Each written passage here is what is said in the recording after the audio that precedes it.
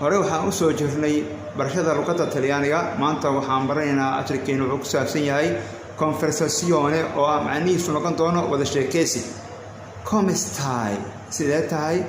Sto bene, waan fiicanahay. Come ti chiami? Magacaa? Mi chiamo Ali, magacayga waxaa la yidhahdaa Ali. Piacere di conoscerti, barasho wanaagsan. Piacere di conoscerti, adna barasho wanaagsan. Grazie, mahadsanid. Prego, adigaa mudan. Waa aan marka la ku celiyo conversazione wada sheekeysi. Come stai? Sidee tahay?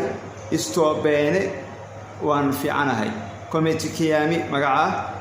Mi chiamo Ali, magacayga waxaa la yidhahdaa Ali. Piacere di conoscerti, barasho wanaagsan. Piacere di conoscerti, adna barasho wanaagsan. Grazie, mahadsanid. Prego, adigaa mudan. waa anigoo ah Ustaad Cabdiraxmaan Cumar Xasan waxaan leeyahay soo dhawaada kanaalkii la magac baxay Dahan Academy.